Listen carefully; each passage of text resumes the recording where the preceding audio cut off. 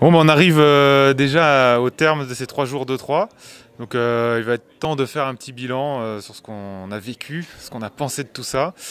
Alors tout a commencé avec le Spotlight de Nintendo qui était vraiment une super bonne surprise. On a tous vraiment bien kiffé. Il y avait pas mal d'annonces sympas. Vous pouvez voir tout le détail sur le blog nintendosphere.com évidemment. Je crois que Vargas a un petit coup de cœur à propos de ce Spotlight. La chose qu'il fallait annoncer. Je te laisse en parler.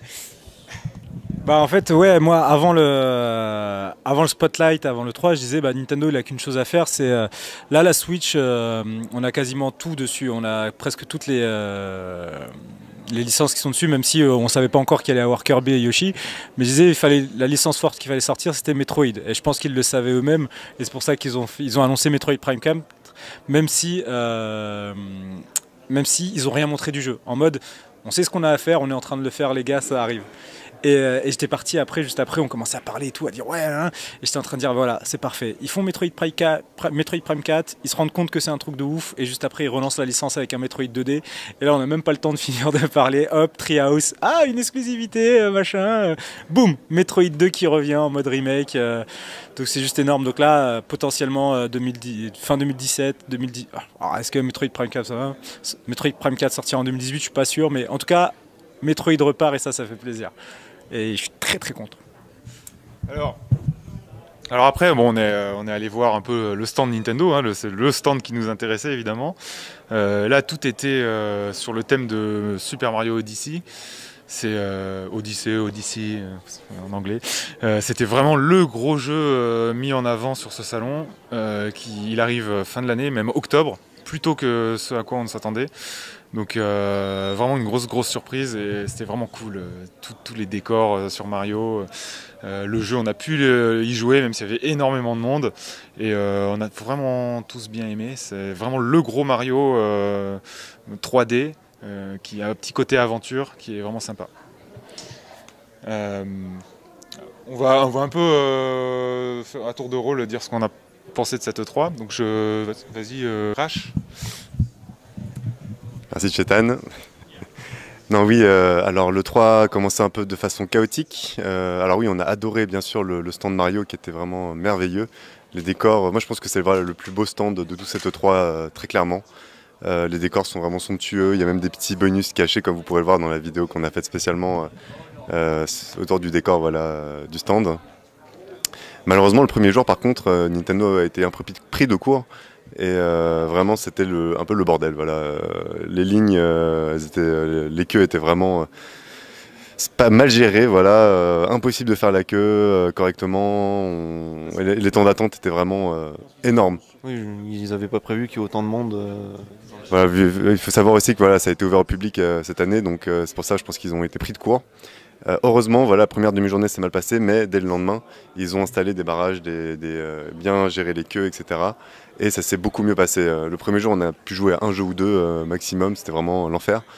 Le deuxième jour, on a pu faire quasiment tout ce qu'on voulait, à part, voilà, petit bémol sur Mario et les lapins crétins et Fire Emblem Warriors, où en fait les démos sont trop longues, c'était 20 minutes et un quart d'heure.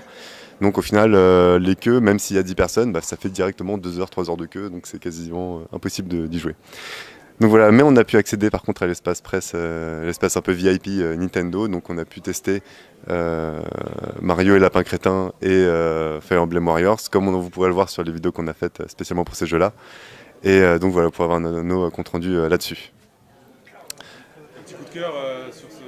Alors moi, globalement sur le 3, bon bien sûr, Mario Odyssey, etc., ça a l'air d'être un jeu ultime, ça va être excellent.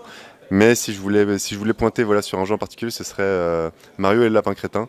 Une image à leaker voilà, il y a une dizaine de jours ou 2 semaines, je ne me rappelle plus exactement, qui nous faisait très peur, parce qu'on voyait mal le mariage entre Mario et le Lapin Crétin, l'image avec des guns, des blasters venant du futur bizarres. On s'est dit mais c'est quoi ce truc, ça va être naze. Et au final, avec la belle présentation qu'on a eue dans la conférence Ubisoft et ensuite dans la conférence Nintendo, ça donne quelque chose de bien en fait. Le mariage est plutôt réussi, les graphismes sont colorés, sympathiques, et surtout c'est un RPG tactique, voilà, en plus un genre que j'affectionne vraiment particulièrement, et qui apporte vraiment une touche d'originalité voilà, au genre, Et ça a l'air vraiment, voilà, moi je suis hyper emballé par le jeu. Donc ça c'est vraiment le truc que je voulais voir. Donc je passe la parole. Il y a aussi un autre jeu qui a été mis en avant, c'est Splatoon 2. Alors Splatoon 2, on a eu l'occasion de le tester vraiment à fond, on va dire. Sauf que là, cette fois-ci, sur le stand, il y avait le mode Salmon Run. Qui était disponible pour la première fois, jouable. Donc la démo était très longue, c'était à peu près un quart d'heure, donc on n'a pas pu vraiment tous y jouer. Mais Cabu a pu essayer ce matin, il a couru pour y aller. Donc dis-nous un peu ce que tu en as pensé. Bah, ouais, en gros, il y avait 3 heures de queue pour y aller, donc j'ai pas mal patienté pendant que les autres ils étaient dans l'espace presse. Hein, voilà. Et sinon, le jeu, c'est vraiment très très sympa en fait. En gros, il y a des vagues d'ennemis qui nous arrivent dans la tête et on doit se défendre et attraper des œufs de saumon spéciaux qui sont des œufs d'or qu'on doit mettre dans un panier. Et ça encourage vraiment énormément le teamwork, encore plus même que le turf où tu peux faire un petit peu de ton truc dans ton coin. Là, si tu restes tout seul et que tu fais ton truc, tout le monde meurt. Donc ça encourage la communication. C'est vraiment très bien fait et il y a une espèce de dosage de difficulté. Au début, tu peux prendre 5%. Le mec te dit on a 5% de difficulté. Le deuxième run, il te fait 10% de difficulté. Et quand tu vois 10% de difficulté déjà, tu te dis qu'il y a quand même une bonne marge de progression. Donc c'est vraiment un mode qui va être intéressant et je pense qu'on va bien s'éclater dessus. Ok, bah ça a l'air cool, on te fait confiance. À propos de Splatoon, alors nous, la team un peu, donc Raj Vargas, Slash qui est derrière la caméra, et moi-même, on a participé au Turf War. Donc on est arrivé en team et on a littéralement roulé sur l'équipe adverse pour gagner les casquettes qu'on a là sur la tête. Donc c'était marrant. Bon, ils n'étaient pas très très forts en face non plus, mais on s'est remis dans l'ambiance de la victoire, c'était vraiment cool. Donc on a hâte, hein, le jeu sort cet été, on a hâte de bien le doser. On va y passer beaucoup de temps en attendant Mario et Xenoblade 2, enfin, que des bonnes choses qui arrivent cette année, quoi, des petits jeux. Vargas, est-ce que tu veux conclure par un petit bilan? Conclusion, ouais, ok, cool.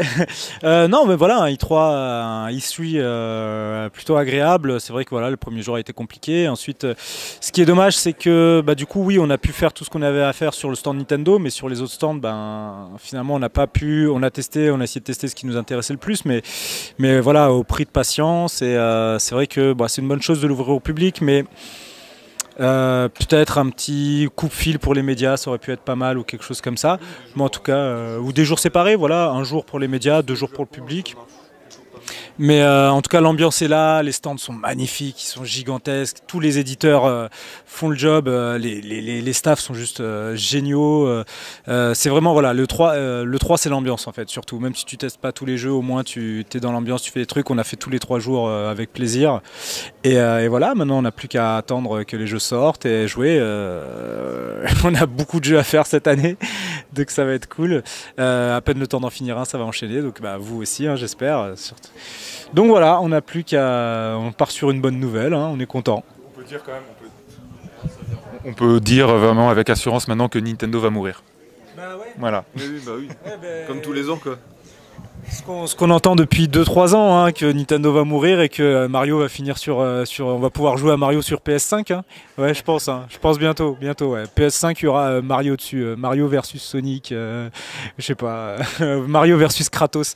Mario of War 4. Mario of War 2022.